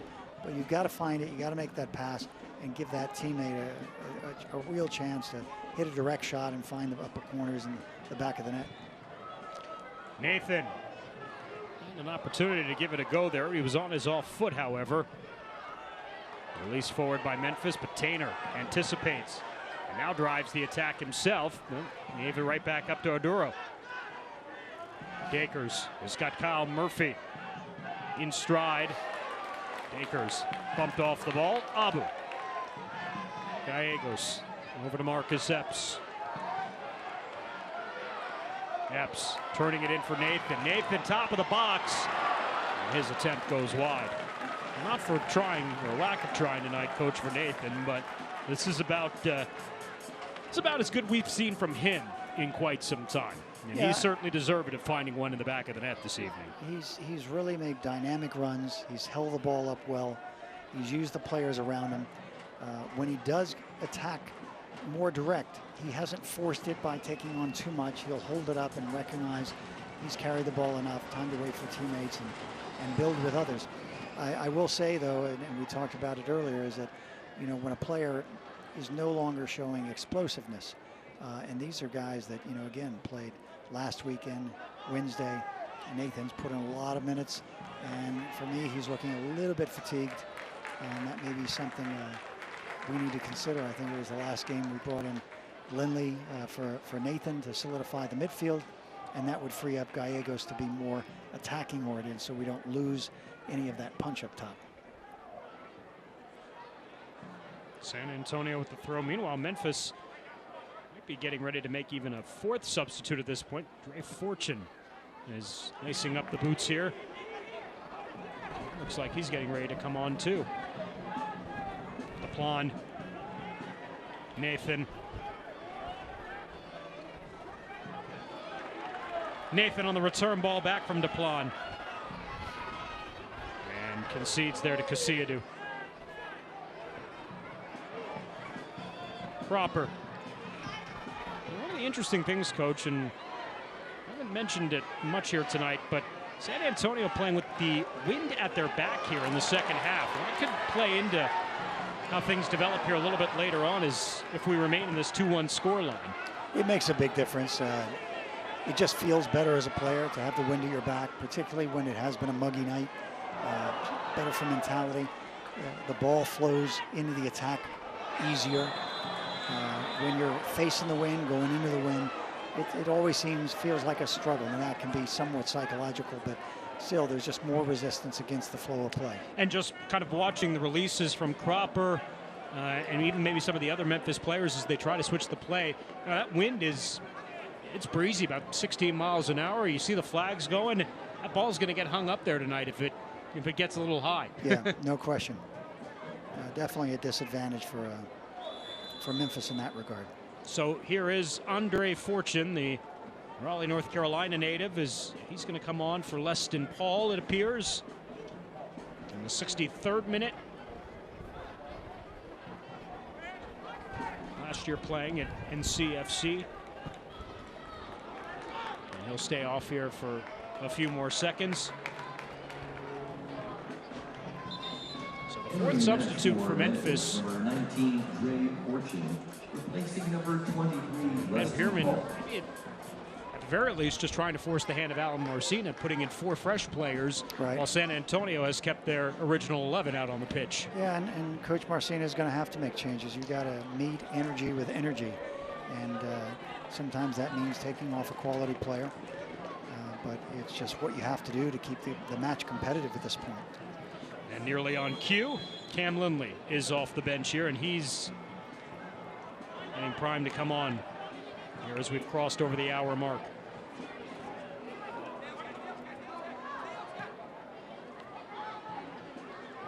Thomas, and foul on Nathan. Looks like it's going to be for Dillon. Segbers. This will land back to Casiadu. Switching the play.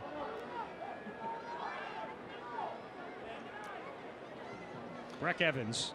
as he works on that far touchline. Niall Logue.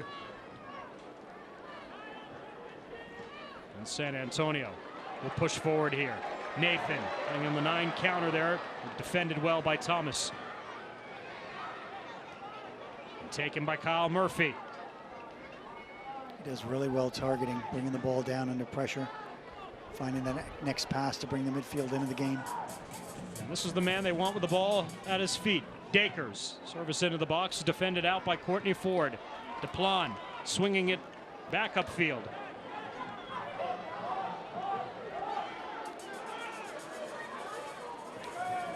Our team has got to step up a little bit. I mean, we're just sitting back so far.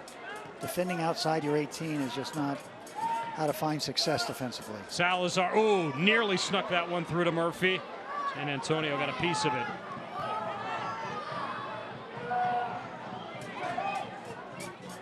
Epps and Gallegos working the combination.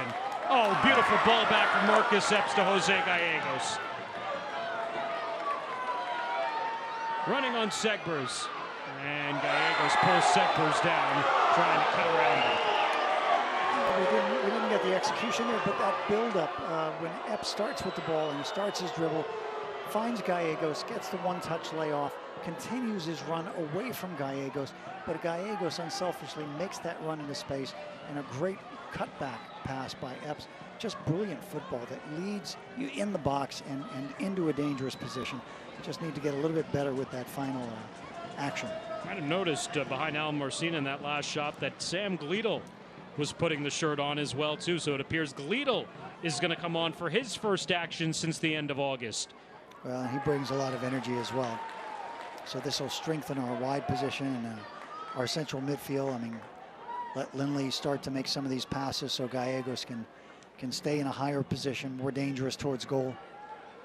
Oh, and Dillon off that recipient. Oh, he finds Nathan. Nathan onside. Nathan finds it home in. And San Antonio has built a 2-0 lead. It's Nathan's first since September 4th, and it's a 3-1 game. Just a great counter.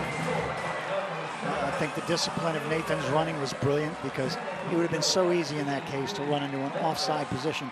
But he stutter stepped, held it just long enough. And Dillon, what a beautiful pass. Just waited perfectly right in front of him to lead him on to goals. Just outstanding football again. Nathan snaps an 8-match goalless drought with his 9th of the season and didn't make any mistake about it. Yeah, outstanding strike. And that will get his confidence going again. Again, you want this team to be defending great come playoff time, but you want the attack to be working on all cylinders, you know, where Gallegos and Epps and Dillon and Nathan are all firing, and you don't know who to stop and who to overmark because it just comes from so many different guys. So Cam Lindley will come on for Justin Dillon, who just assisted on that goal. They still have Dillon as the goal scorer on the go-ahead goal, at least on our box. So for now, we'll give him 1 goal, 1 assist as he closes out his night. And Duplan is off as Sam Gleadle is on for the first time since the end of August after missing 9 matches with a lower body injury. It looks like, as I look at the players pointing, they look like they're going to play 2 strikers with Epps and Nathan, with Gallegos coming back with Abu and Lindley, creating a triangle we talked about moments ago. And a foul on Murphy. Oh, and Jasso Kamiri's got to be careful because he's already sitting on a yellow there, and Matt Cardoni will get in front of him. He almost, it appeared, baited trying to kick the ball at Kyle Murphy, but thought better of it. Yeah, just these moments in the match, you got to keep your cool. Reactions have got to be about doing the right thing for the team, not the right thing for yourself. So you don't get caught up in getting baited where you pick up a card, and in this case, potential of a red card. And we're lucky to get out of this clean with cool heads. Foul was on Murphy initially as San Antonio. Match for Memphis, number 16, Rashawn Daly, replacing number 9, Kyle Murphy. Make their final substitute here. Sean Daly is on for Kyle Murphy. Murphy, who logged 90 on Wednesday night, come out for the last 20. Which might be a little bit surprising with his team down 2 goals at this point of the match, but here's Daly, will come on for the 18th time this year. Yeah, it to me only has, you know, an aspect of his legs being tired and maybe having to just pull him out at this point. But to take him out when you are down like this and you've just put in all these fresh midfielders to create new attacks, a little bit surprising. You know, I certainly would keep my top guy out there for another 15 minutes and see if these fresh legs and ideas can suddenly produce more goal-scoring opportunities for him, because he's just had very few opportunities tonight. So it'll now be Daly and Dre Fortune will be making those runs upfield. Let's see how San Antonio closes things out as Jasser Kamiri climbing the back there of Andre Fortune. Kamiri's got to be careful. Yeah, he really does, Coach. He's playing as if he's not sitting on a yellow. No. And I admire the effort, you know, to be up and first to the ball, but you've got to be smart. And that kind of aggressive header where you're basically falling on top of your opponent after he's just had a confrontation in the box is just really asking for that next card to come out. And unfortunately, that kind of thing could change the game, playing a man down with 20 minutes to go. So San Antonio has scored 3 times for the 2nd time this week. There's a pleasant sign from the attack. And Memphis' 5-match unbeaten streak right now in jeopardy here in these last 20 minutes. The service is clean as it unfortunately comes off the side of Niall Lowe. The foul, however, committed by Nathan will set up a dangerous set-piece opportunity for the visitors. I wonder if we'll see that left-footed shot by number 50 Logue again that was so effective before. Distance is almost the same as he had before, as well as the angle. Well, he's getting set up there over the ball. And now then we'll walk away from it. So disappointing result for USA tonight in Panama after such a good win over Jamaica. I think we play Costa Rica on the 13th. Get back in the win column against a big rival in CONCACAF for us.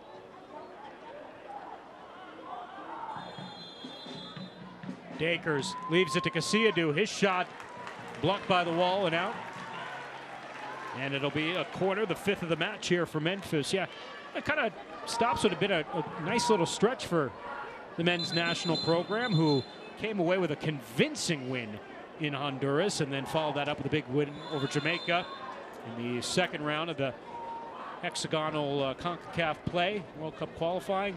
You know, but these matches are just, they come so fast, so furious, and it's not easy travel to go from, you know, playing in Austin on a Tuesday night, a Wednesday night, whatever it is, and then have to go down and play in Panama. Yeah. and you talk about heat and humidity, and the fields are not groomed the way they should. There are fans outside your hotel all night, banging drums, keeping you from sleeping. It's just going into Central America, into these countries, and expecting to feel great in that match the next day. It's just not easy. Dakers. And a foul inside on Memphis. Well, tell you what, though, everybody's on the Ricardo Pepi train, however. Well, you know, Dan, is 2 years ago when I was coaching Chattanooga, this was the inaugural game of USL League One, the league that's just below San Antonio in the championship. And nobody knew this kid. And, you know, here he is, 17, 18, playing on the reserve team, North Texas. And before we blinked, the kid had 3 goals. And we're saying, where did he come from?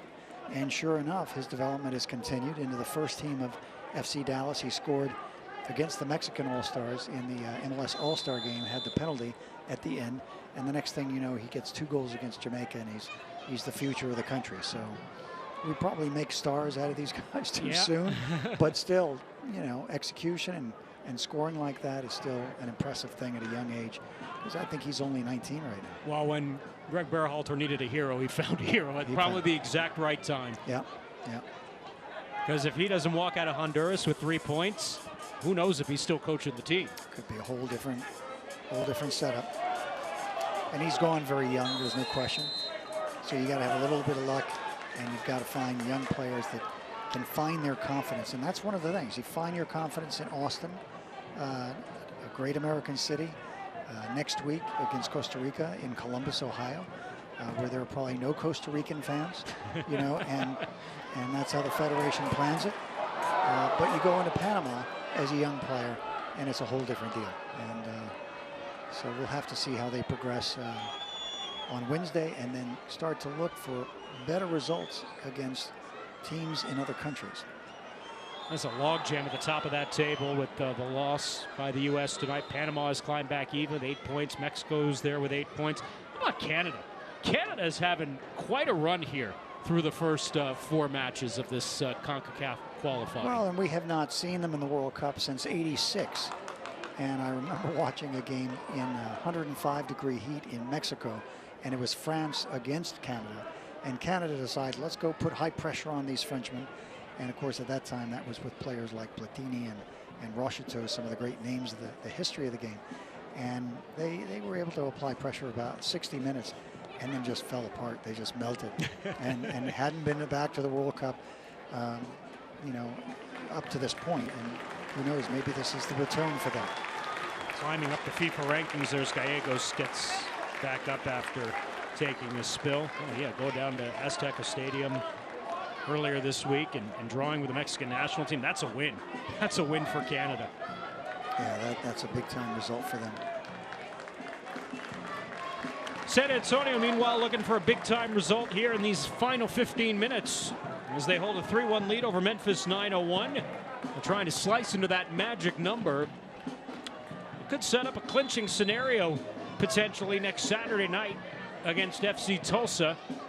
More importantly, would put SAFC in the driver's seat as the number 2 seed in the Mountain Table, to potentially hosting that first playoff matchup, which again, we showed you the playoff structure earlier in the match, and we'll show it to you again here in just a little bit, but it's the top teams in the Mountain Division will play their respective cross division, the Pacific Division. The number 1 in the Mountain plays the number 4 in the Pacific, and so forth.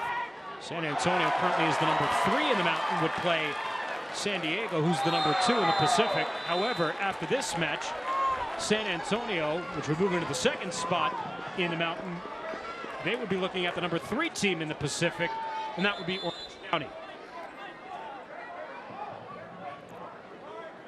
All great teams, all great teams out on the West Coast there. And there is the playoff structure. So Mountain Pacific on the west side, and then on the right side of the table, the Atlantic and the Central Division. So a little bit like what last year was in terms of the group plays, play the opposite group. That's how San Antonio ended up playing New Mexico. Despite not seeing New Mexico all last season for the playoffs, makes it a little bit juicier in terms of preparation. That being said, I wouldn't have minded, you know, what was looking like a San Antonio Colorado Springs battle in the opening round. Right. Especially because San Antonio's had their way with Colorado Springs, and that brings up another good point, that SAFC's already won the tiebreaker against Switchbacks this year because it's head-to-head points this season. Yeah. Well, and you know, Orange County, I would say in the last few years has been one of the more consistent, successful teams. So that is a tough matchup for us. San Diego, on the other hand, was kind of a last-place team out on the West Coast last year, but has turned it completely around.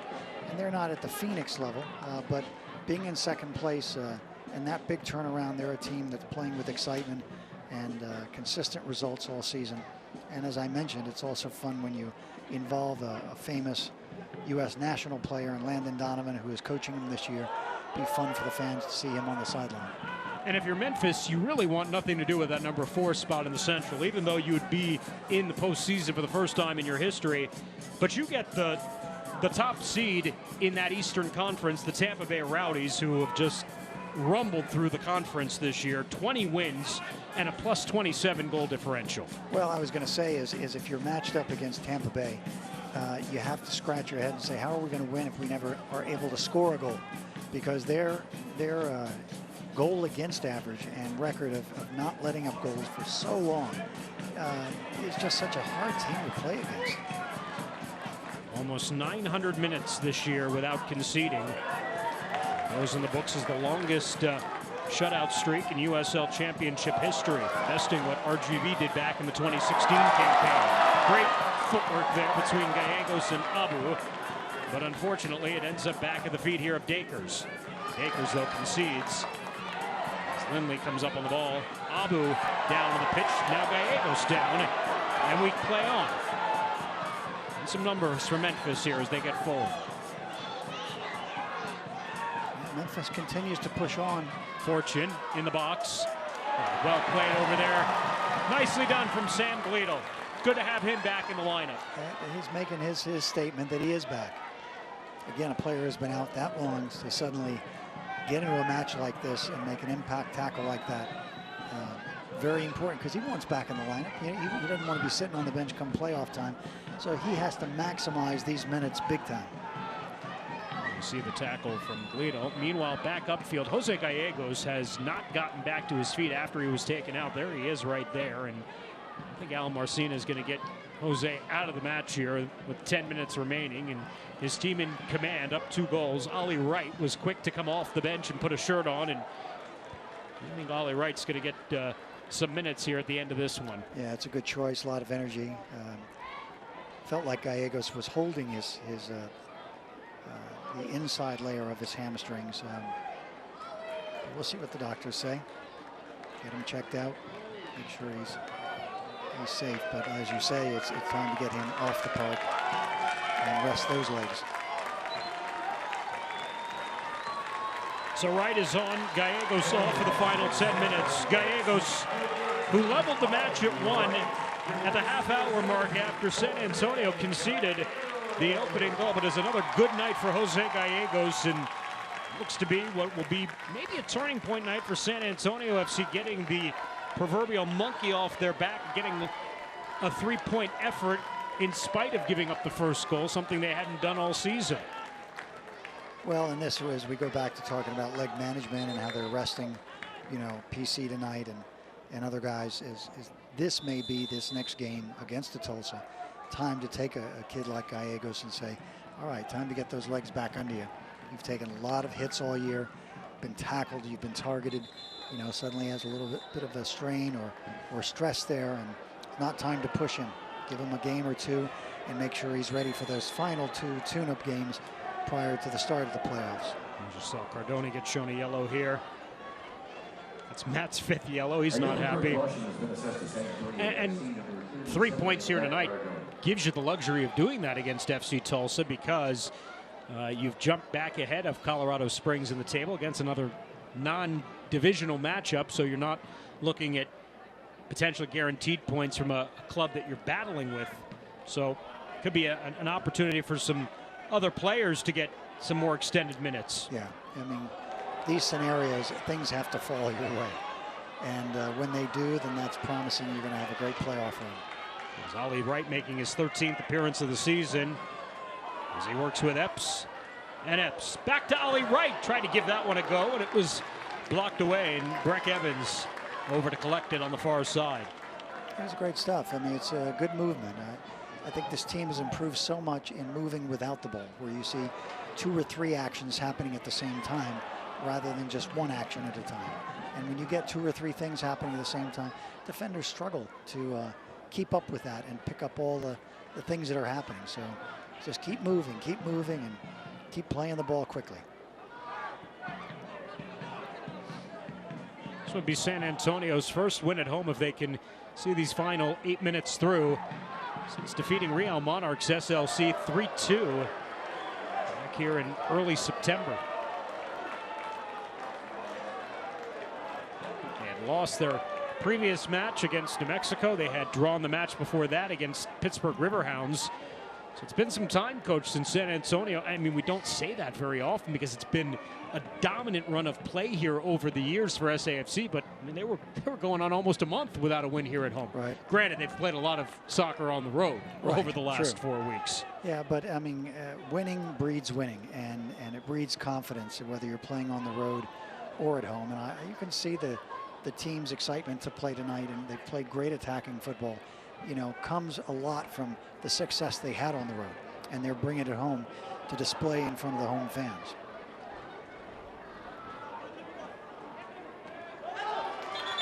That's off of Maloney, and a throw here for Memphis.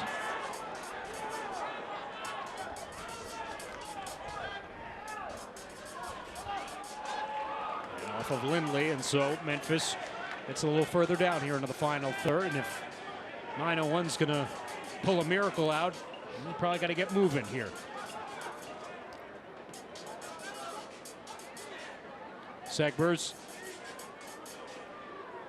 Fortune. All back to the top of the box, was intercepted by Ollie Wright.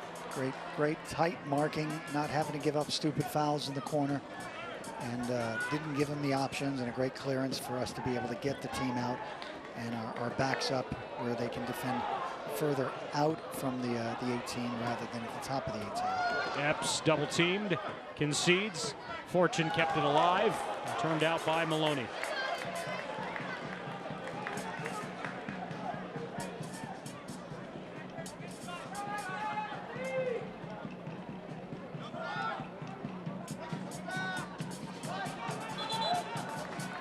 You know, really our attacking players have played so well tonight. You know, Nathan gets a goal, but was making great runs. Good target play. Dillon gets the assist. You know, Epps taking players on and assisting, and Gallegos breaking through, making that run out of that central attacking midfield role that just doesn't get picked up quickly enough and creates opportunities for him. Just a lot of good things happening here. San Antonio will have one final midweek road match, one final midweek match in general. That'll be on the 20th of October when they head up to Albuquerque to take on New Mexico United. As Nathan shrugs off Thomas, and he's got Ollie Wright moving to his right. Nathan drags it in with his right foot. What a capper to the evening for Nathan as he gets into double digits in goals with a beautiful finish off his right boot past Corey Cropper, and it's 4-1 San Antonio. That was just a brilliant finish and a great break. And some of that was started by Wright and his run to the right side of Nathan. The fact that he was looking for the penetrating run, to me, draws that keeper a little bit, leaning his weight to the left. And when that shot came out and surprised him to the keeper's right, again, Nathan gets, you know, the majority of the credit on that, but it's that movement without the ball that suddenly changes things and opens up that channel into the back of the net. So well done, Wright, but extra well done for Nathan.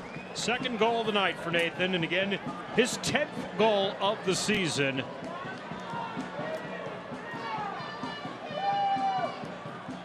And yeah, he was listening to our broadcast tonight at the top. He said it had been a while since he found the back of the net, and he said, I'm going to prove Dan and Tim wrong tonight. Well, take a bow, my friend. You've done that. And he's done great. And then some.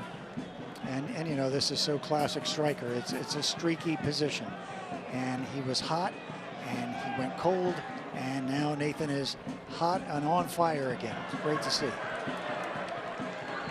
4 goals this season high for San Antonio FC. It's one shy of the club record 5, which they had a couple of years ago against New Mexico United.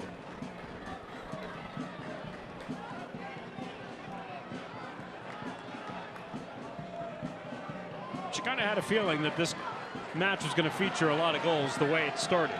Well, and you know, as we said in the first half, first 15 minutes, there were 3 balls that hit posts. I mean, how can not one of those find the back of the net? So this could be actually a very lopsided game at this point if the goals that should have been, could have been, happened for San Antonio in that first half. Collision between Fortune and Tainer. Looks like he's got a cramp going on there. San Antonio now plus 12 on the season in goal differential. As They'll collect their 6th win of the season.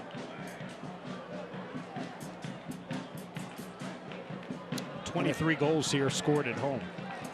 Yeah, and if we can keep the goals against the rest of the game down to just this one that Memphis has scored. Again, that statistic we saw on the road, only giving up 4 goals in 5 games and 3 shutouts. I can tell you, you know, to win a championship, you need a hot striker.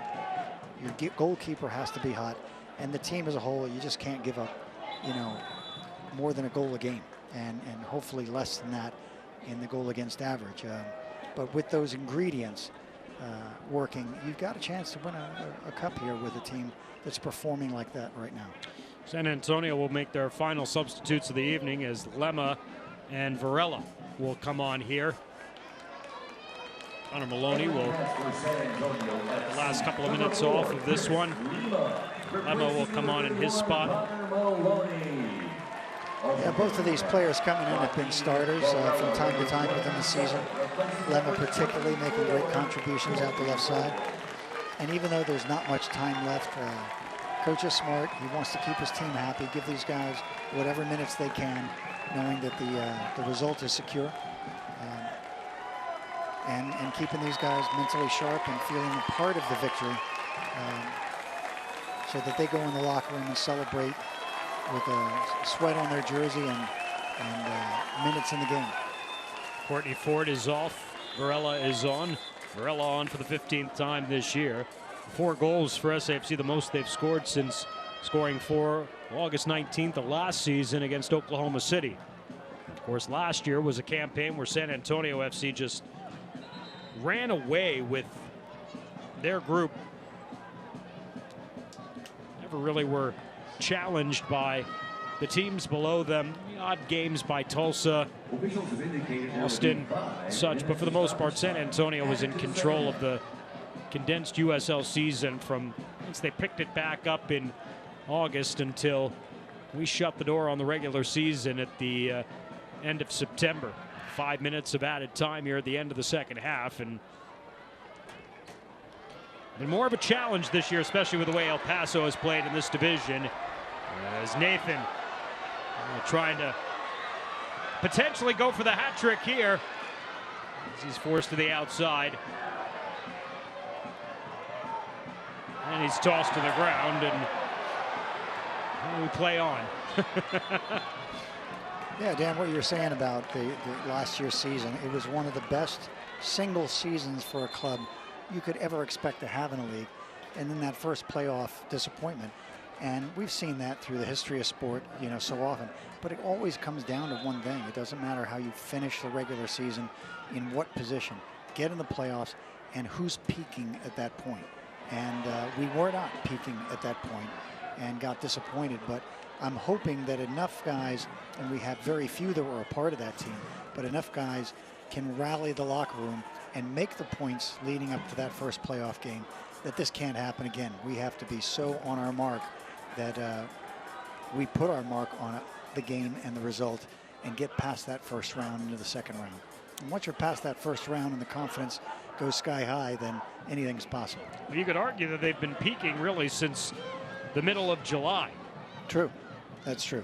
No question. And they've certainly turned their season around to the point right now where they're in the driver's seat, not only to clinch a playoff spot for the 3rd time in club history, as a violent collision there between Jasser Kamiri and I believe that's Segbers, who's on the other end of it. It is. I mean, Kamiri's holding his hamstring, but I don't know whether he got kicked there or whether he strained it, you know, now, as he kicked up for that clearance. And here's what's going to happen, Coach. Kamiri's going to get a yellow, and he's going to get sent off in second half stoppage time, and all of a sudden he will not be available for next Saturday night against Tulsa. Unbelievable. Unbelievable. Well, physically he looks like he's fine, so that's the good news. Just a disappointing finish to this and how that affects the next week. Yeah, the question is, I'm sure they'll go back and see if this potentially gets rescinded. I'm sure they'll take a look at it this week, but right now it's a yellow, a second yellow and a red to Jasser Kamiri. He'll be sent off here.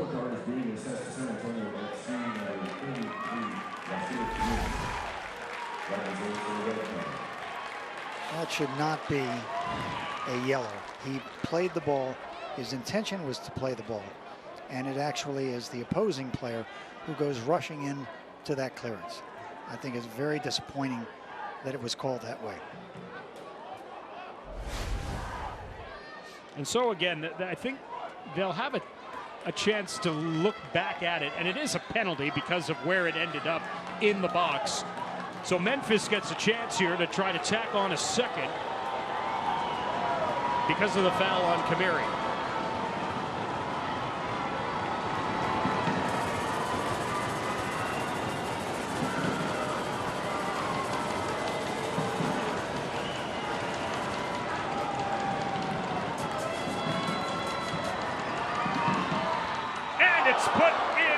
Of Matt Cardone by Gallegos, and he gets a second for Memphis, but a heck of an effort by Matt Cardone. Nearly came up with the save. Yeah, he got his fingers to it, guessed the right way or reacted the right way, and got his fingers to this ball. Look at that, both hands to it. So I know Matt's going to be disappointed looking back on that, and that he couldn't steer it wide. But this is what we were talking about, the details. If you go back to Kamiri's tackle or clearance, he did not have to go at it as aggressively. He was in a control position. Body position was between the ball and the opposing player. He could have taken it differently. He didn't, and unfortunately that ends up in a red card situation and a penalty. Yeah, we'll watch what happens again. Does that red get rescinded over the course of the week? Do they take a look at it? Does Kamiri and his availability change as the week goes along for next Saturday night? Yeah, I think the rule that they would be looking at is, was it a dangerous play? Was him kicking through like that so aggressively a dangerous play to the opposing player that was also challenging for that ball?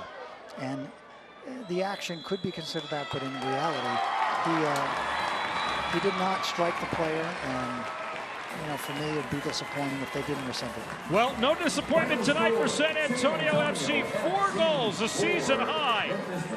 And a brace for Nathan as he gets into double figures with 10 on the season to lead the club. His first goal since September the 4th, and it amounts to 3 points. And a San Antonio FC win 4-2 in their first ever meeting with Memphis 901.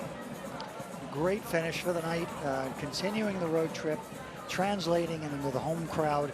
And, just a few games left. This is a team that's got the momentum it needs, the confidence it needs.